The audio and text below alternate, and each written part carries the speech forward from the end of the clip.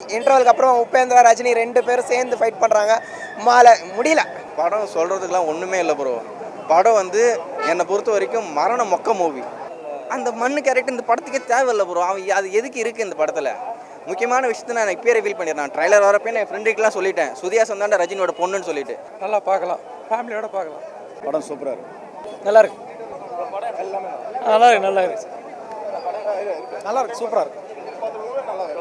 சூப்பராக இருக்கு ப்ரோ, மாசாக இருக்கு. சூப்பராக இருக்கு, நல்லா இருக்கு, சூப்பராக இருக்கு, செமையாக இருக்கு. தலைவர் படத்தில் ஒரு மெசேஜ் இருக்கு, ஒரு எமோஷன்ஸ் இருக்கு. ஒரு தலைவரோட மேனரிசமை வந்து லோக்கி வந்து அழகாக ஈச் ஸ்டேஜ் பை ஸ்டேஜ் கொண்டு போயிருக்காங்க. அதில் கூட நடந்த ஆர்டிஸ்ட்டு சுபினா இருக்கட்டும், நாகார்ஜுனாவாக இருக்கட்டும், யாராக இருக்கட்டும், எல்லாருமே வந்து அவங்க பாட்டை வந்து கம்ப்ளீட்டாக பண்ணியிருக்காங்க. ஓவராலாக இது mass hit, super hit. Love you தலைவா. படம்லாம் மாஸ் ப்ரோ, செம்மையாக இருந்துச்சு. ஸ்க்ரீன் பிளே நல்லா போட்டிருந்தாங்க.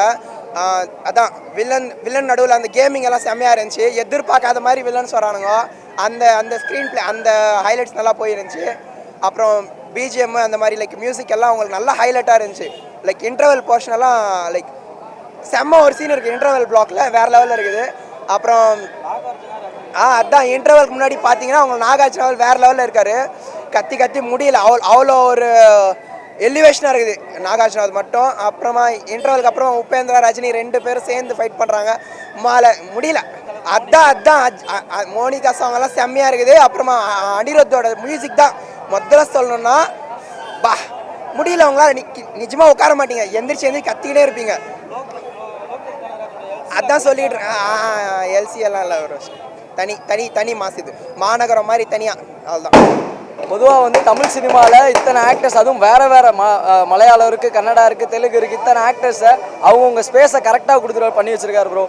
இதில் லாஜிக்கு மேஜிக்கு ஸ்டண்ட் எப்படின்லாம் பார்த்தோன்னா தமிழ் சினிமாவில் ஆக்சுவலாக சினிமாவில் 100 பேர் அடிக்கிறது தான் ப்ரோ ஹீரோ. இவரே 100 பேர் அடிக்கிறார், அப்படி அடிக்கிறார், லாஜிக்லாம் பார்க்க முடியாது. தலைவரோட ஆக்டிங்காக இருக்கட்டும், அனிருத்தோட பேக்ரவுண்ட் ஸ்கோராக இருக்கட்டும், ஸ்க்ரீன் பிளேவாக இருக்கட்டும், தெரிச்சிருச்சு. படத்தை பார்க்க மிஸ் பண்ணாதீங்க. இவங்க நல்லா இருக்குது, இவங்க நல்லா இல்லைன்னு சொல்லலாம் பார்க்காதீங்க. தலைவருக்காக பாருங்கள், தலைவர் உங்களை டிசப்பாயின்மெண்ட் பண்ணார். படம் வேறு லெவலாக இருக்கும். படம் சொல்கிறதுக்கெலாம் ஒன்றுமே இல்லை ப்ரோ. படம் வந்து என்னை பொறுத்த வரைக்கும் மரண மொக்க மூவி. லோகேஷுக்கும் தலைவருக்கும் செட் ஆகலை. ஏன்னா அவருடைய வயசுக்கு நம்ம அனிருத்தோடைய நம்ம லோகேஷோடைய விஷனுக்கு பெருசாக ஒன்றும் பண்ண முடியலன்னு தான் நான் சொல்லுவேன். அவர் வந்து பெருசாக பண்ணணும் எதிர்பார்ப்பாப்பில், ஆனால் ரஜினியால் பண்ண முடியல. படம் ஸ்டார்ட் பண்ணி 1 மணி நேரம் எதுக்குடா எடுத்தீங்க, என்னடா போகுது அப்படின்ற மாதிரி தான் இருந்ததே எனக்கு. இன்டர்வெல்ல ஒரு ஐ மூமெண்ட்டை கிரியேட் பண்ணி சூப்பராக ஒன்று வச்சாங்க. அப்புறம் செகண்ட் ஹாஃப் ஃபுல்லாக பயங்கரமாக போகும், ஆக்ஷன் சீக்வன்ஸாக வரும்னு எதிர்பார்த்தேன். ஆனால் அப்படிலாம் ஒன்றுமே இல்லை. இதெல்லாம் ஒரு ஆக்ஷன் சீக்வன்ஸ் ஆடா அப்படின்ற மாதிரி தான் இருக்குது. நம்ம தலைவர் இடத்துல நிற்கிறாப்புல வரானுங்க, இப்படின்றாரு அப்படின்றாரு, எல்லோரும் பறந்து போயிடறாங்க. இதை மட்டும்தான் பண்ணுறாரு.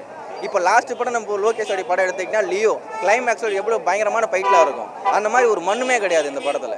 இந்த படத்தை நம்பி நான் வேலூர்லேருந்து இவ்வளோ தூரம் கிளம்பி வந்திருக்கேன். அந்த மண்ணு கேரக்டர் இந்த படத்துக்கே தேவையில்லை ப்ரோ. அவன் அது எதுக்கு இருக்குது இந்த படத்தில்? முக்கியமான விஷயத்தை நான் இப்போ ரிவீல் பண்ணிடுறேன். ட்ரைலர் வரப்போ என் ஃப்ரெண்டுக்கெலாம் சொல்லிட்டேன், சுதியா சந்தாண்ட ரஜினியோட பொண்ணுன்னு சொல்லிட்டு. அதுதான் பெரிய ஐ மூமெண்ட்டாக இந்த படத்தில்.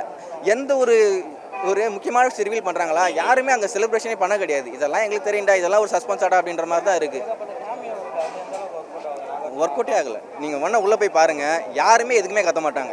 ஏன்னா இப்போ கேமே இருக்குன்னா நம்ம ரிவீல் பண்ணாமல் இருக்கணும். கேஸ்ட் அண்ட் க்ரூவில் ஆல்ரெடி ரிவீல் பண்ணியாச்சு. இப்போ அவன் வரப்போகிறது யாருக்கு தெரியாமல் இருக்க போகுது? சஸ்பென்ஸாக இருக்க போதா? ஒன்றுமே இல்லை. இப்போ அமீர் கான் வரப்போறான்றது தெரியும், உப்பர்னா வரப்போறான்றது தெரியும். அதெல்லாம் பெருசாக எதுவுமே ஒர்க் அவுட் ஆகலை. இப்போ ஜெயிலரில் ஒர்க் அவுட் ஆச்சுன்னா அந்த கேமியோலாம் இருக்குன்றதே நமக்கு தெரியாது. நமக்கு சஸ்பென்ஸாக இருந்துச்சு, ஒர்க் அவுட் ஆச்சு. இந்த படத்தில் எப்படி ஒர்க் அவுட் ஆகும்? படத்தில் ஸ்க்ரீன் பிளே செம லேக். எதுக்கு இவ்வளோ பெரிய படம்? இதுக்கு சம்மந்தமே இல்லாமல் எல்லாமே லாஜிக்கே இல்லாமல் என்னென்னமோ எடுத்து வச்சிருக்காப்புல. இது லோகேஷ் படமே இல்லை.